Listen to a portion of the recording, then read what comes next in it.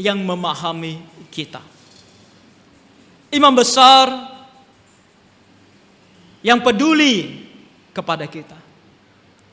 Imam besar yang bahkan nanti kita akan lihat dalam firman Tuhan dikatakan bersimpati terhadap kita.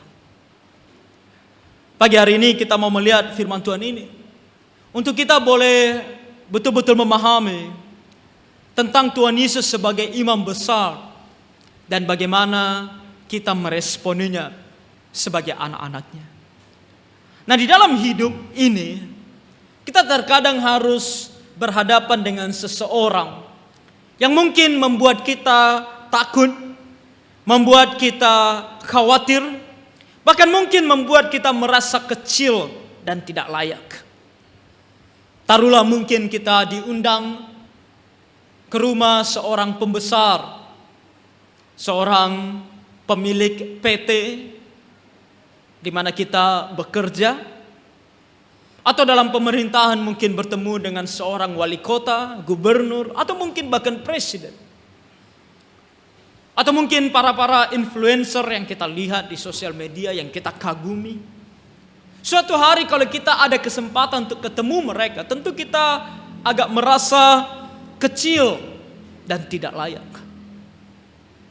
Namun betapa bersyukurnya kita karena kita memiliki Tuhan. Untuk bertemu dengan Tuhan, firman Tuhan akan tunjukkan kepada kita bahwa kita tidaklah mesti merasa kecil. Tidaklah mesti merasa tidak layak. Mungkin terkadang kita boleh merasa kotor, merasa berdosa, merasa hidup kita belum layak datang ke hadapan Tuhan. Kita masih susah, kita masih belum bisa memberikan yang terbaik kepada Tuhan. Tapi janganlah membuat kita menjadi malas berdoa. Jangan membuat kita menjadi menjauh dari gereja. Ketika kita hidup di dalam dunia ini dan terkadang kita melakukan dosa di luar sana, jangan tergoda oleh bisikan iblis kepada kita. Jangan datang ke gereja. Jangan berdoa. Tuhan tidak mau dengar. Tuhan benci kepada kita. Ini semua adalah godaan iblis untuk membawa kita jauh dari Tuhan.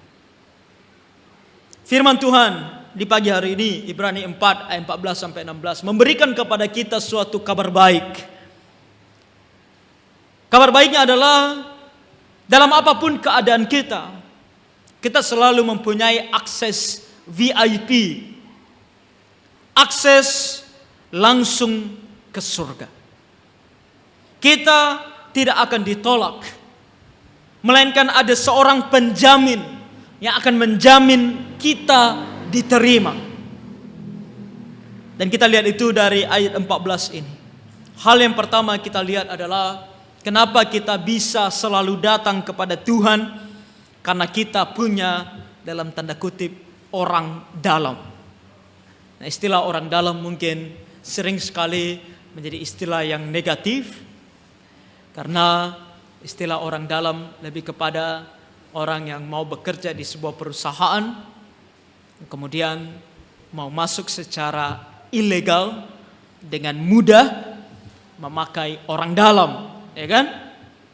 Sehingga konotasinya agak sedikit negatif. Makanya saya buat dia dalam tanda kutip. Kita punya orang dalam yang hebat. Nah, orang dalam ini dari sisi positifnya, oke?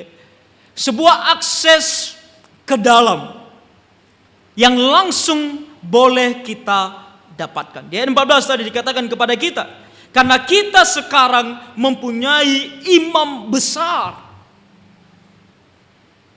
Dan imam besar ini ditambahkan bukan hanya sekadar imam besar, tetapi imam besar agung. Nah, konsepnya adalah konsep perjanjian lama.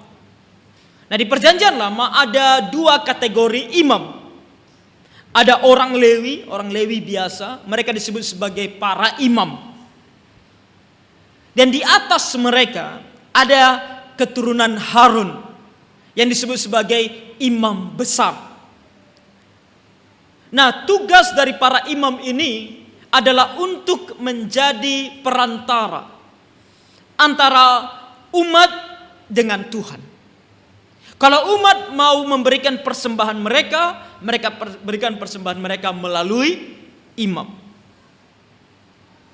Nah, imam besar mempunyai pelayanan yang lebih dari sekedar imam. Setiap sekali setahun, mereka akan masuk ke dalam bait suci, ke dalam ruang yang disebut sebagai ruang Maha Kudus. Dan itu hanya boleh dimasuki oleh satu orang imam besar yang terpilih. Dan itu hanya dilakukan sekali setahun. Tujuannya apa? Imam besar ini memasuki ruang Maha Kudus ini untuk mewakili umat datang menghadap kepada Tuhan. Berdoa, menyerahkan segala hal tentang umat kepada Tuhan. Umat tidak bisa datang kepada Tuhan secara langsung.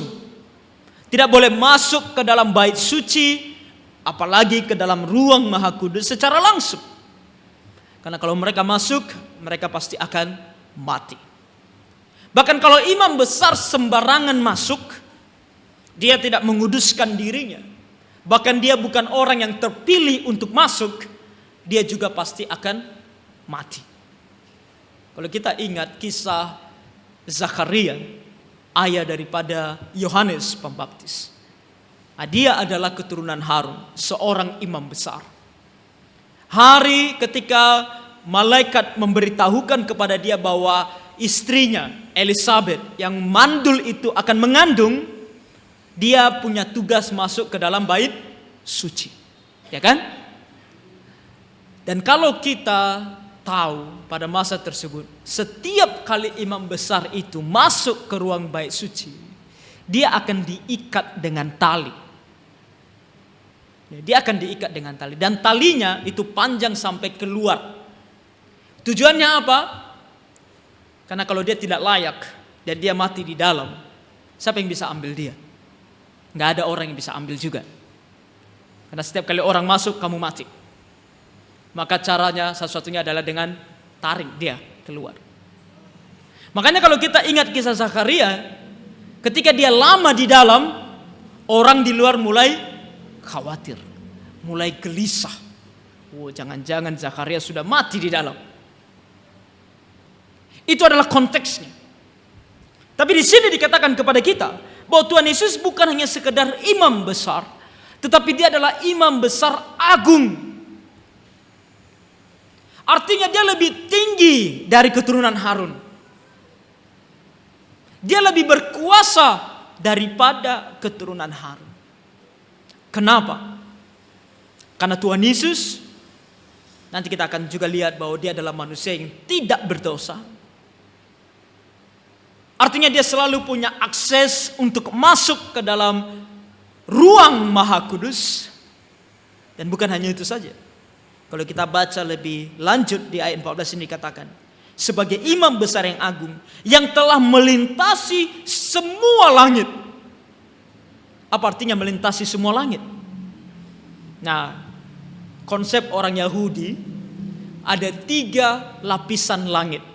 Atau kalau kita mau katakan 3 urutan langit.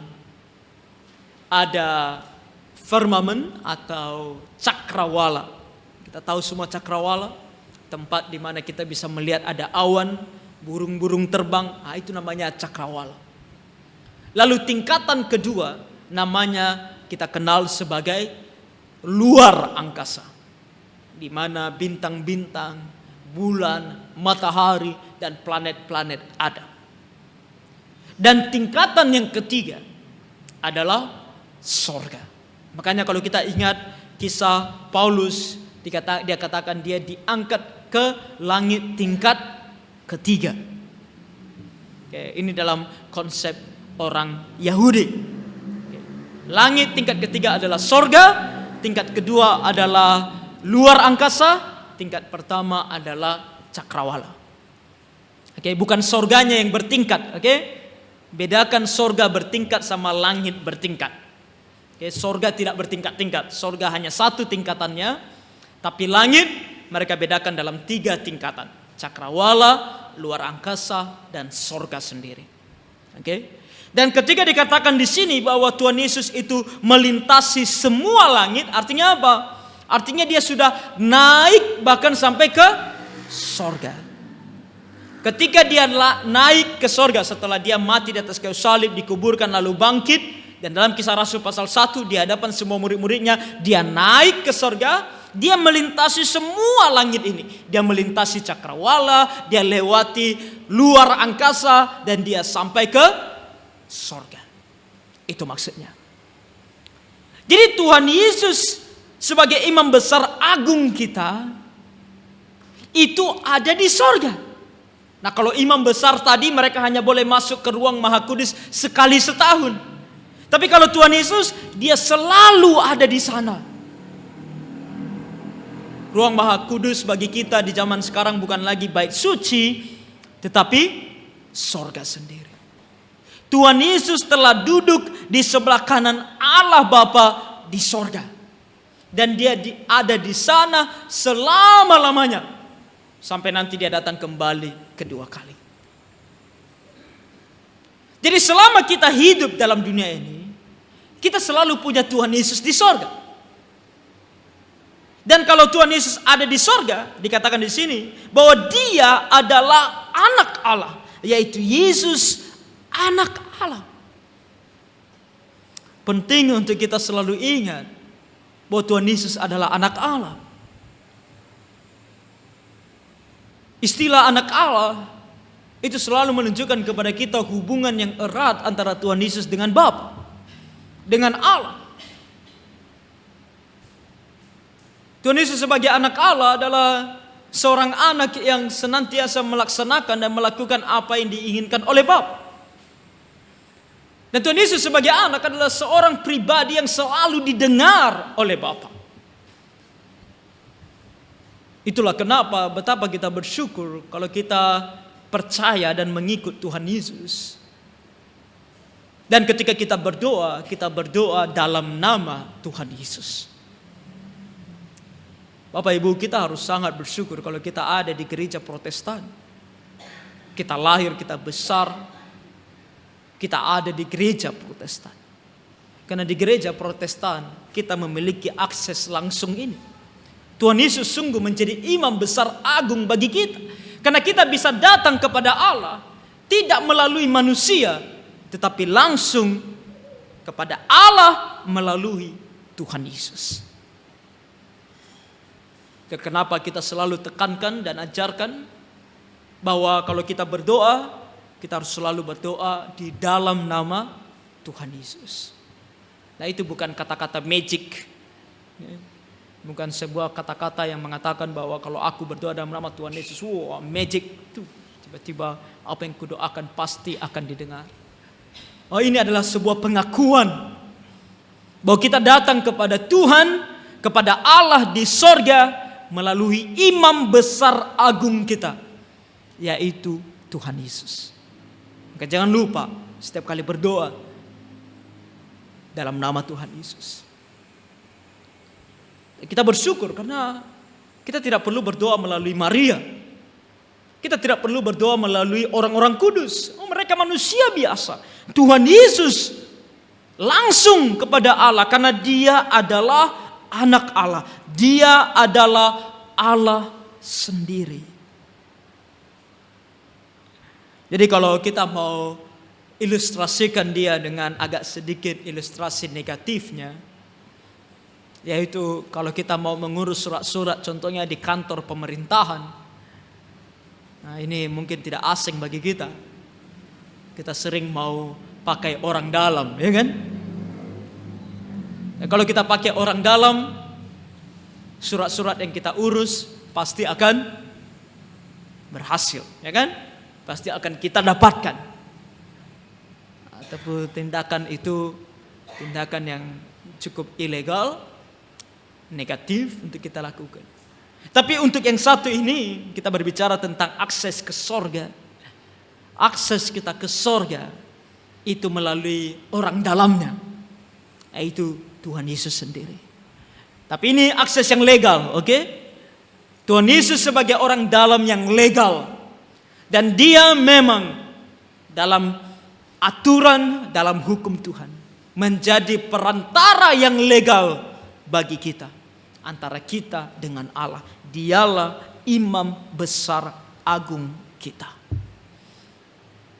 Dan kalau Tuhan Yesus adalah imam besar agung kita, di 14 ini dikatakan, baiklah kita teguh berpegang pada pengakuan iman kita. Kalau Tuhan Yesus sudah menjadi imam besar bagi kita, dan kita bisa punya akses ke sorga secara langsung melalui dia, baiklah kita berpegang teguh pada pengakuan iman kita. Berpegang teguh artinya memegang dan tidak melepaskan. Dan kalau dibilang memegang dan tidak melepaskan, ini konteksnya, situasinya adalah ada serangan. Kalau kita mau gambarkan dia, kita sedang berada di tengah-tengah angin puting beliung. Dan kita sedang memegang sesuatu untuk membuat kita tidak lari, membuat kita tidak terbang, membuat kita tidak binasa. Dan kalau kita berada dalam kondisi angin puting beliung dan memegang sesuatu, bagaimana cara kita memegangnya? Hanya kita sentuh saja. Kita akan pegang dengan erat. Kita akan pegang dia dengan sangat keras, supaya tidak lepas. Itu yang dikatakan di sini. Memegang, berpegang teguh pada pengakuan iman kita. Kita harus memegang dengan sangat keras pengakuan iman kita. Apa pengakuan iman kita? Yang paling sederhana pengakuan iman rasuli, ya kan? Aku percaya kepada Allah, Bapa yang Maha Kuasa, Khalik langit dan bumi. Aku percaya kepada Tuhan Yesus, anaknya yang tunggal, Tuhan kita. Aku percaya kepada Roh Kudus. Aku percaya kepada gereja yang kudus dan am. Oh, percaya kepada gereja yang kudus dan am itu juga sangat penting. Gereja bukan tempat main-main. Gereja bukan hanya sekedar tempat kita berorganisasi. Gereja ada untuk membawa kita kepada Tuhan. Kalau tidak ada gereja, tidak ada yang bawa kita kepada Tuhan. Makanya orang Kristen yang menganggap gereja menjadi sesuatu yang tidak penting adalah orang Kristen yang kehilangan anchornya, yang kehilangan batu penjurunya, yang kehilangan sauhnya. Dia akan hilang, dia akan bebas di luar sana tanpa ada yang mengikat, yang menolong dia. Makanya dalam pengakuan iman kita dikatakan, aku percaya kepada gereja yang kudus. Nah, ingat, gereja yang kudus, bukan gereja yang main-main. Bukan gereja yang asal sudah, yang penting kumpul. Gereja yang mengejar kekudusan. Gereja yang mengajarkan kebenaran firman Tuhan. Dan am, apa artinya am? Satu. Gereja yang satu. Kita harus memiliki kesatuan hati.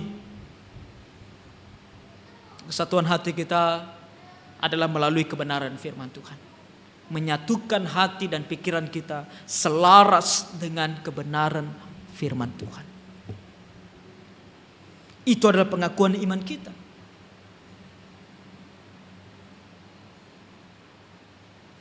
Paling sederhananya. Masih banyak lagi yang lain. Gereja Alkitab Presbyterian, kita menggunakan yang disebut sebagai pengakuan iman Westminster, yang terbagi dalam 3 buku, yaitu pengakuan iman Westminster, katekismus besar Westminster, dan katekismus kecil atau singkat. Kadang-kadang orang bilang kecil, kadang-kadang orang bilang singkat, karena dia memang lebih singkat, Westminster. Ini adalah pengakuan iman, dokumen yang ditulis oleh hamba-hamba Tuhan di masa yang lampau.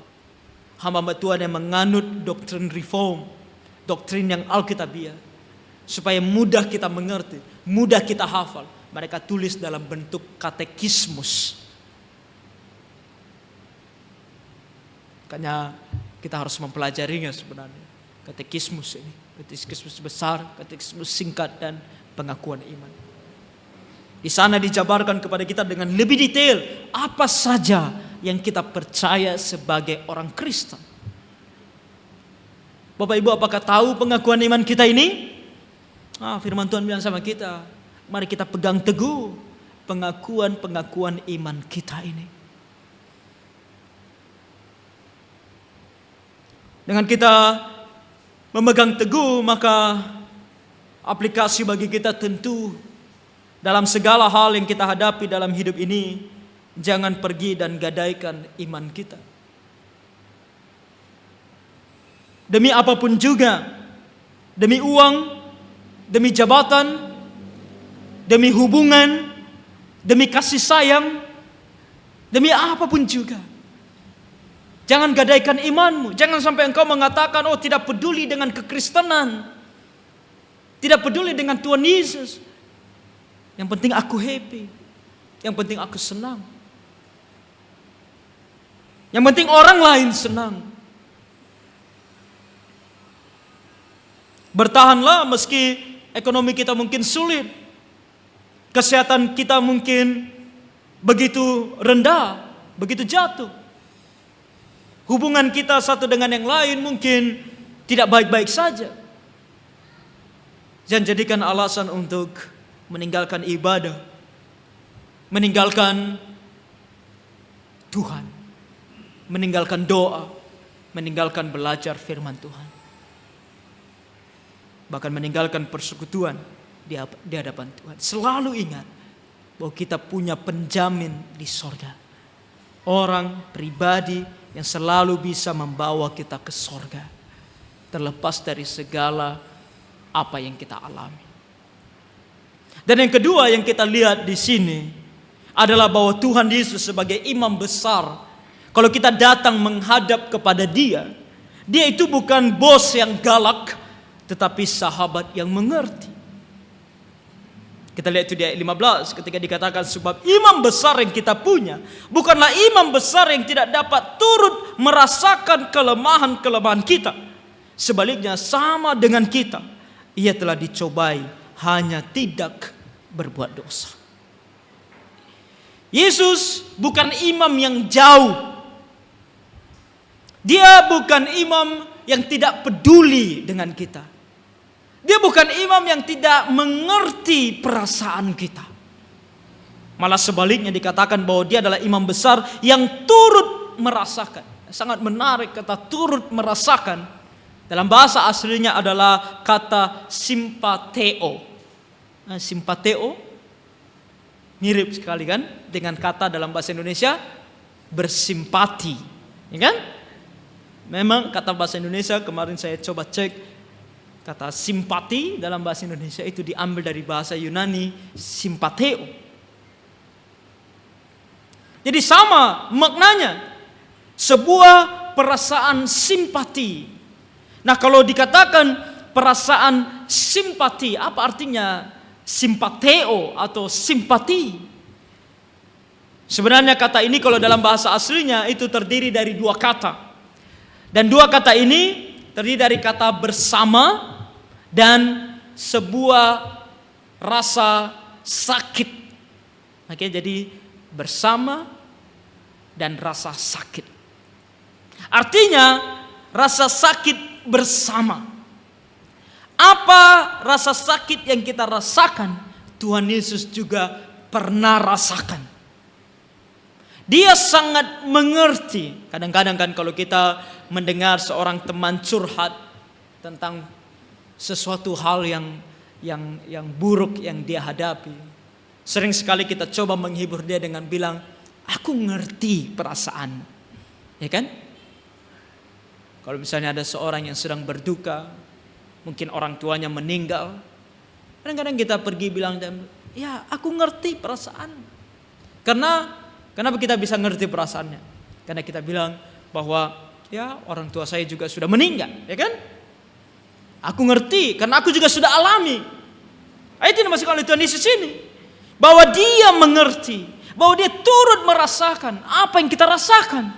Karena dia juga sudah mengalaminya. Ketika dia hidup di dalam dunia ini, dia menjadi lapar. Adakah kita merasa lapar karena uang yang tidak ada?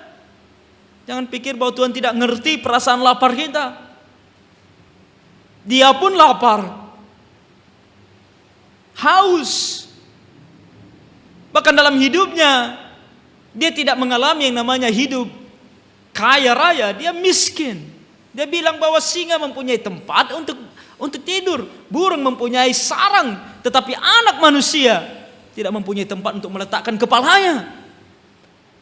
Tuhan Yesus tidur dengan numpang di rumah murid-muridnya, tidur di taman. Kita hari ini susah-susahnya kita masih kita bisa tidur di tempat tidur, bukan? Kita masih tidur di spring bed. Saya percaya di antara semua jemaat yang saya tahu, tidak ada yang tidurnya di lantai doang, kan? Atau bahkan tidur di taman, di pinggir jalan. Susah apa ekonomi kita? Tuhan Yesus merasakan sampai tidur di taman. Dia alami, dia tahu, dia mengerti apa yang kita rasakan.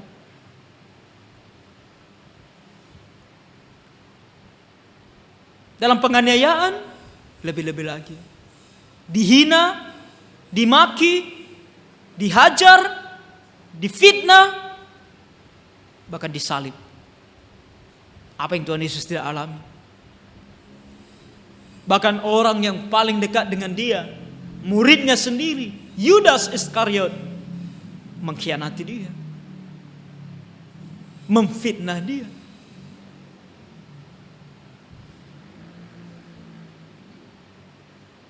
Dengan begitu menyedihkannya, Tuhan tuliskan bahkan, ia datang kepada milik kepunyaannya, tetapi milik kepunyaannya tidak menerima dia. Lebih-lebih lagi kita. Dalam hidup ini, kita ini mungkin tidak mempunyai ikatan darah yang begitu dekat. Masing-masing kita lahir dari ibu kita. Masing-masing kita dibesarkan oleh orang tua kita. Kita tidak mempunyai hubungan yang begitu dekat. Lalu ketika kita difitnah, ketika kita dihakimi, ketika kita dihajar, ketika kita dianiaya, kita merasa begitu hancurnya dunia ini, tidak ada lagi harapan. Tuhan Yesus mengerti. Karena bahkan dia sang pencipta kita, manusia inilah yang salibkan dia di atas kayu salib. Jadi dia sangat mengerti segala perasaan kita. Dia bukan bos yang hanya sekedar duduk dan memerintah. Woi, lakukan ini dan itu. Kalau kita mau gambarkan dia seperti seorang mandor lapangan yang ikut mengerjakan apa yang dikerjakan, yang ikut merasakan panasnya terik matahari, sakitnya luka-luka yang kita alami, dia juga ikut merasakannya. Oleh karena itu, adalah satu hal yang sangat harusnya memberikan kepada kita penghiburan dan kekuatan. Bahwa kita bisa datang kepadanya dan cerita segala sesuatunya. Kenapa kita kadang-kadang tidak merasa lega, hati kita sesak, tertekan, karena kita tidak mempunyai tempat untuk menyampaikan perasaan kita. Sampaikan kepada Tuhan. Apa perasaan? Apa yang kamu rasakan? Apa yang kamu alami? Kalaupun kamu harus menangis, kalaupun kamu harus meneteskan air mata karena keluhanmu, Tuhan tidak akan mengejek kamu dan katakan kamu cengeng, tapi Dia akan menerima. Karena Dia ngerti apa yang kamu rasakan. Itulah kenapa orang Kristen pada dasarnya seharusnya tidak putus asa. Tidak pernah merasa putus asa. Tidak pernah merasa bahkan mau bunuh diri. Karena selalu ada tempat untuk menyampaikan segala perasaan sejujur-jujurnya, seterbuka-terbukanya kepada Tuhan. Dia mengerti dan dia peduli. Dan terakhir, bukan hanya dia mengerti dan peduli. Karena kita kadang-kadang lupa bahwa dia mengerti dan peduli. Maka di ayat 16, dia mau datang dan mengundang kita. Katanya, sebab itu marilah kita dengan penuh keberanian menghampiri tata kasih karunia, supaya kita menerima rahmat dan menemukan kasih karunia untuk mendapat pertolongan kita pada waktunya. Datang, kata Tuhan, marilah datang. Sebuah ajakan yang sangat penting. Marilah datang. Dan marilah datang dikatakan dengan penuh keberanian. Nah, saya harus menjelaskan kepada kita tentang apa artinya keberanian. Karena keberanian sering diungkap sebagai sesuatu berani, artinya bebas datang kepada Tuhan dengan cara yang bebas. Ini bukan cara yang bebas. Mengenai cara datang kepada Tuhan, caranya harus tetap dengan kerendahan hati. Caranya harus tetap dalam keadaan kita merasa tidak layak di hadapan Tuhan. Karena Tuhan adalah Tuhan, kita adalah manusia. Harus dengan kudus, harus dengan hormat. Kalau kita berbicara cara. Tapi di sini keberanian itu bukan cara. Keberanian di sini berbicara tentang hati, perasaan. Dan dalam konteksnya tadi merasa tidak layak. Jadi keberanian di sini masuk ke dalam itu, yaitu sebuah perasaan bahwa kita ini layak. Kalau kita membaca seorang bernama Matthew Henry, dia mengatakan bahwa keberanian bukan keberanian yang kurang ajar, tetapi keberanian seorang anak yang tahu bahwa dia dikasihi bapaknya, namun tetap hormat pada raja. Artinya selalu datang dengan hormat, dengan rasa takut. Selalu datang dengan cara seperti itu. Tetapi dalam hati ada sebuah keberanian bahwa aku pasti diterima. Kalaupun aku ini orang berdosa, kalaupun aku ini bahkan baru melakukan dosa, Tuhan pasti mau memaafkan aku. Tuhan mau mengampuni aku. Aku boleh datang kepadanya. Aku bukan menjauh dari dia, tapi aku datang mendekat kepadanya. Supaya aku ditolong oleh dia. Supaya aku menerima keselamatan, pengampunan daripadanya. Datang kepada Tuhan. Itu yang dimaksudkan. Datanglah mendekat dengan keberanian. Tujuannya adalah supaya, atau tujuan kita datang adalah kepada tahta kasih karunia. Tuhan pada dasarnya punya dua tahta. Tahta penghakiman dan tahta kasih karunia. Tahta penghakiman bagi mereka yang belum percaya. Tapi bagi kita anak-anak Tuhan, kita ada tahta kasih karunia. Kalau kita datang kepada Tuhan sebagai anaknya, pada dasarnya kita sedang menghadap tahta kasih karunia-Nya. Tahta yang penuh dengan kelembutan.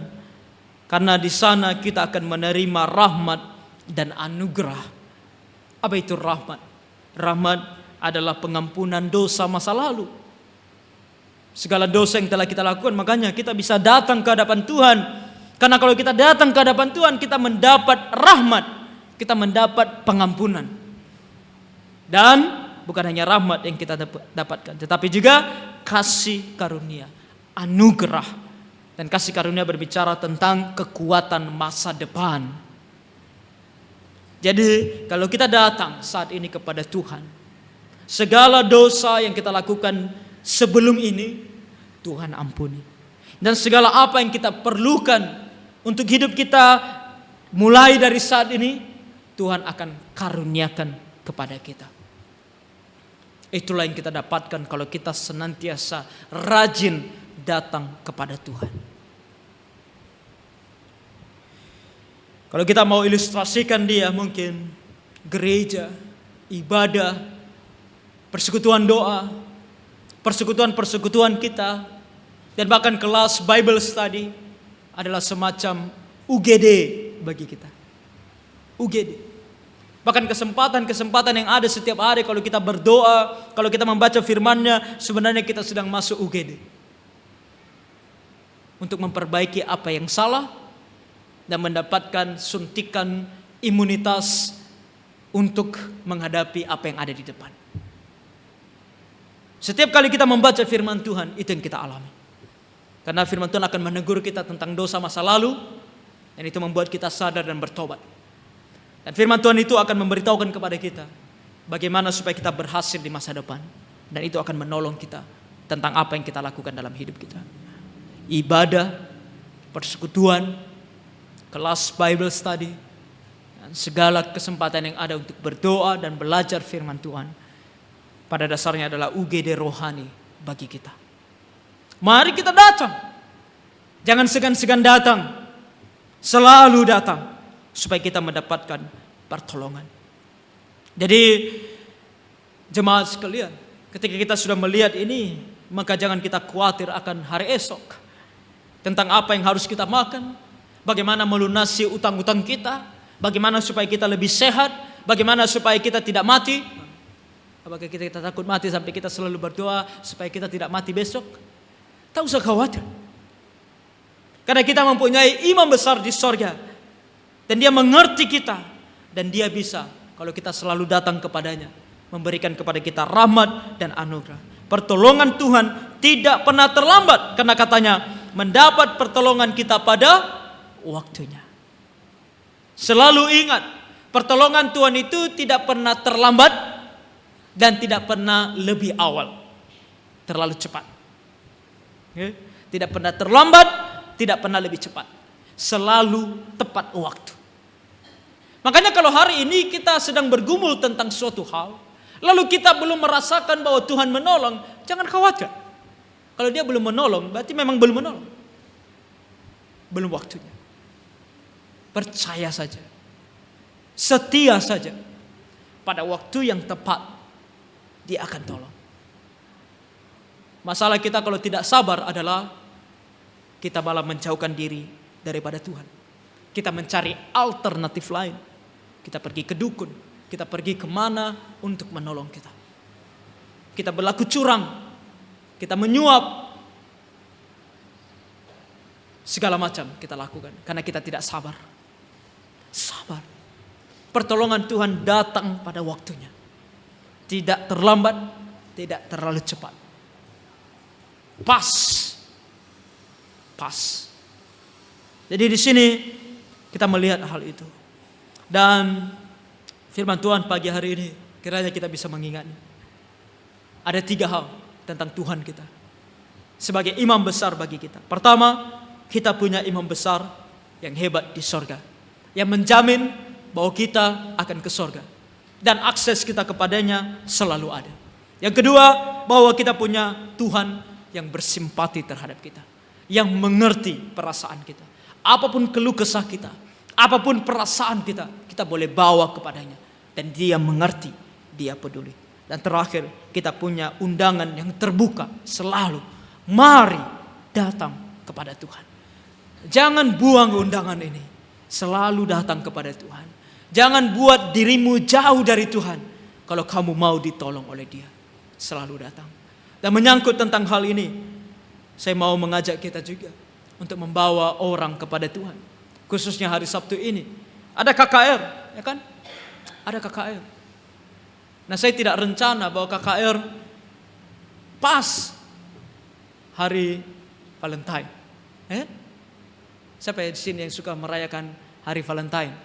Ada yang sudah rencana mau ngapain di hari Valentine? Anak-anak muda? Ada yang sudah rencana mau beli bunga untuk kekasih hatinya?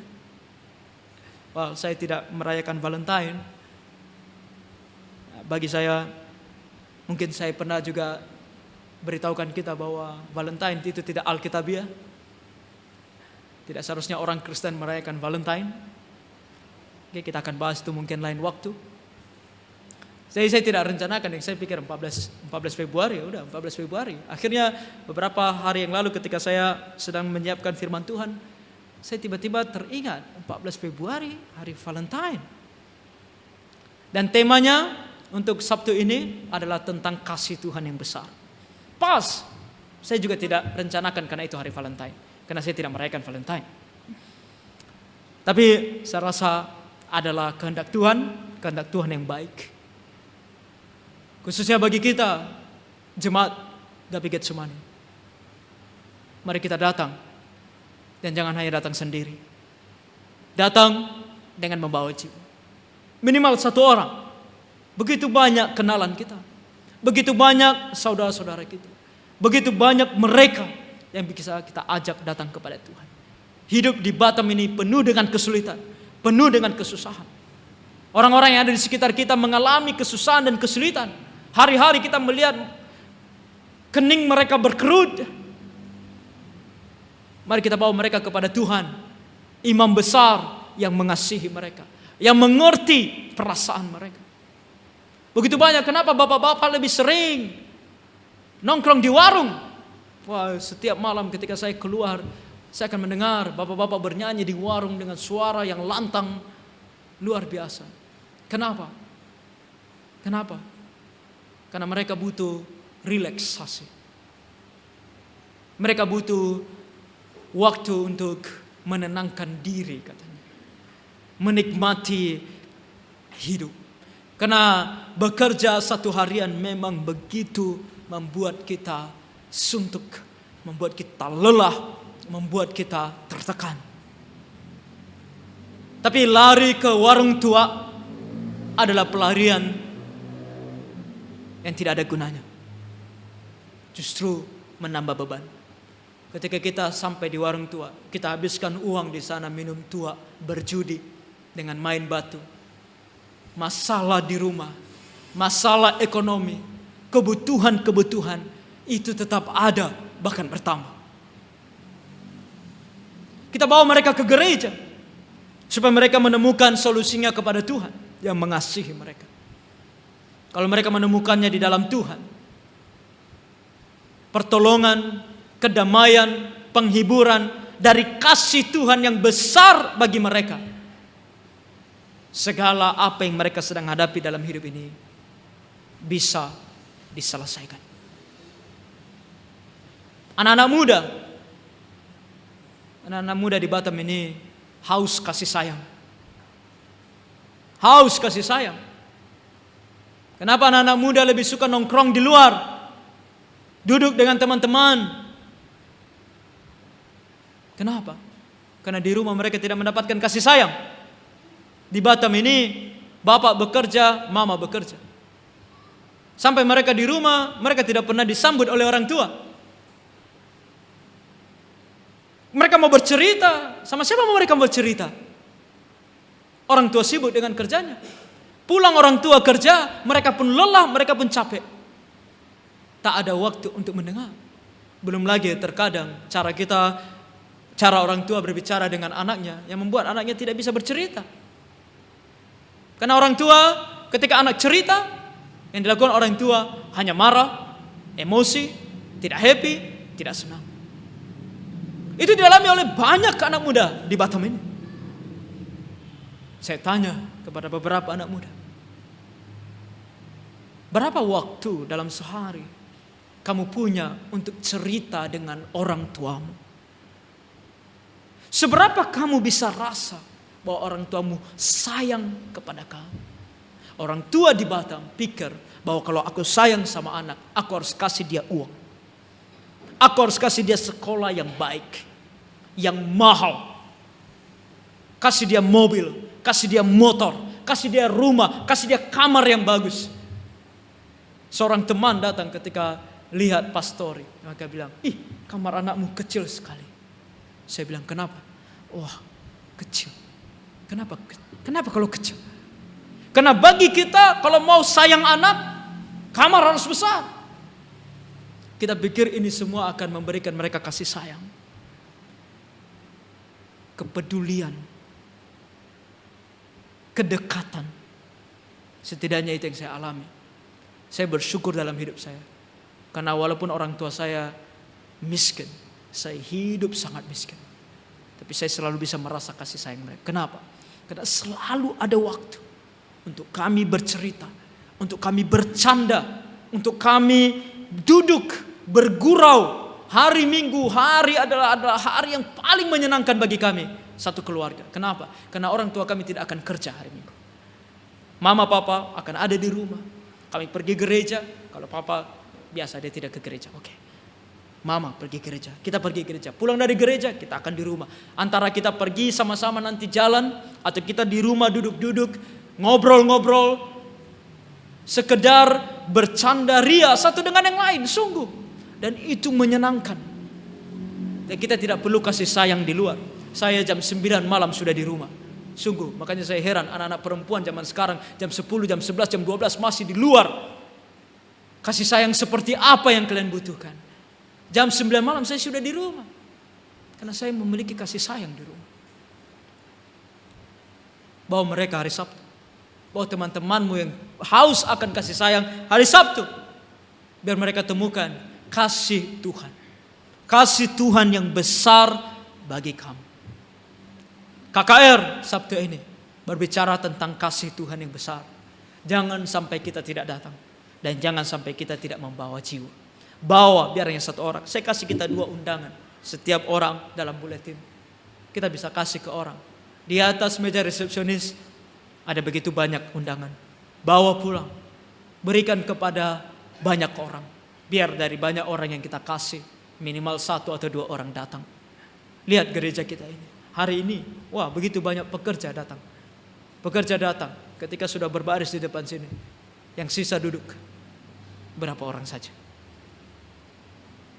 Apakah kita mau terus seperti ini? Apakah kita mau terus seperti ini? Gereja kita ya begini-begini saja. Atas nama kita tidak mau membawa orang. Atas nama orang sudah punya gerejanya. Atas nama banyak sekali alasan kita. Mari kita bawa orang kepada Tuhan. Mau kita bawa orang ke gereja ini. Tidak banyak yang Tuhan minta dari kita. Dan bahkan biar saya memberikan challenge kepada semua pekerja yang tadi datang mendedikasikan dirinya. Yang lain-lain ini kita lakukan. Tapi yang paling utama, mari kita bawa jiwa kepada Tuhan. Jadi Sabtu ini pikirkan, doakan betul-betul. Biar hanya 1.